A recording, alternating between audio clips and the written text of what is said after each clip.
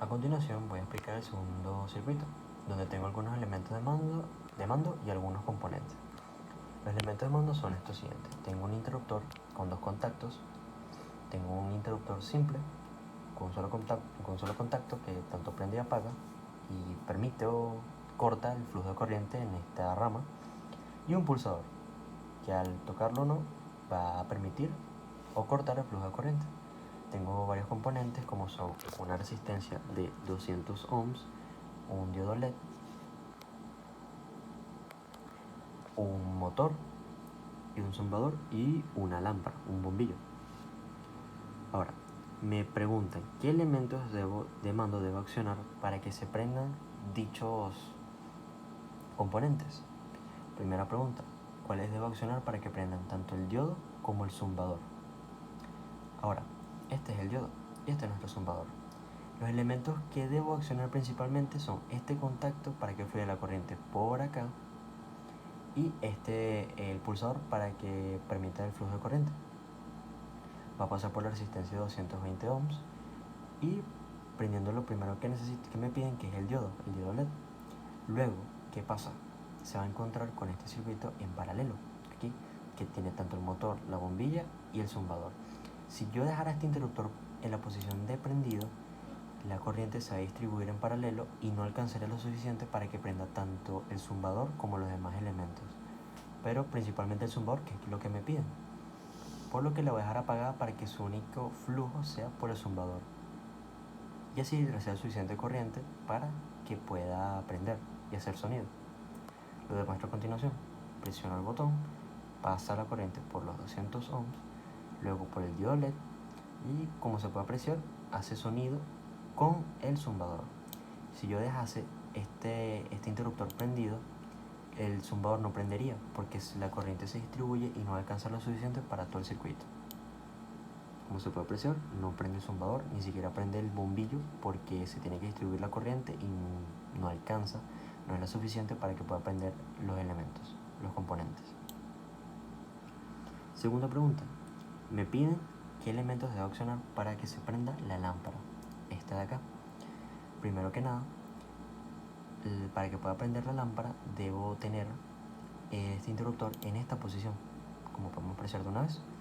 Antes de continuar, tengo que tener el interruptor haciendo este contacto para que la corriente fluya por este circuito en paralelo. Independientemente si este interruptor está prendido o no, la corriente será suficiente para que prendan todos los componentes, incluida la lámpara, que es la que principalmente me piden. Lo demuestro a continuación. Paso por acá, la corriente fluye por aquí, paso por aquí, por esta rama, no va a fluir ya que está apagado el interruptor por ninguno de estos dos componentes en paralelo, sino únicamente por el bombillo. Si yo accionase este interruptor, igualmente se ve que la lámpara funciona y que va a fluir por los demás componentes. No funcionaría si usara este contacto debido a que al pasar por una resistencia de 220 ohms más el diodo LED, la corriente que llegaría a la lámpara sería muy poca como para que prenda. Por lo tanto, tiene que estar en este contacto y ya independientemente si este interruptor está apagado o no, la lámpara va a estar prendida. Lo tercero que me piden es que prenda la lámpara y el motor. Este es nuestro motor. Ahora, para que prenda tanto la lámpara y el motor, el contacto debe estar en esta zona para que pueda llegar suficiente corriente para que ambos puedan funcionar. Ya que si pasase, explico nuevamente, ya que si pasase por aquí arriba, ya tanto la resistencia como el diodo LED consumirían mucha energía y la energía que llegase acá sería muy poca para hacer funcionar ambos. Por eso que tiene que estar en este contacto. Y para que prenda el motor, para que la corriente fluya por el motor, tiene que accionarse este interruptor para que pueda seguir este flujo. Como se puede apreciar, se ve que está haciendo un movimiento. Adicionalmente, el zumbador se va a prender ya que fluye corriente a través de él. Ahora, nuestra cuarta pregunta, el motor y el zumbador. Lo establezco aquí un momento. Ahora, el motor y el zumbador. Igualmente como el anterior, para que prendan ambos y funcionen propiamente, tengo que hacer fluir corriente la suficiente por este lado. Tengo que accionar este interruptor y la corriente va a seguir este flujo donde se pasa por el motor. Como podemos observar, está girando y pasa por el zumbador que recibe la suficiente energía, corriente, para encender. Adicionalmente, la lámpara va a prender, ya que también está en paralelo con estos dos, y va a recibir energía, corriente, la suficiente corriente para prender. Nuestra última pregunta es: ¿cuáles tengo que accionar para prender tanto la lámpara, el motor y el zumbador? Estos tres de acá. Igualmente, como ya hemos explicado,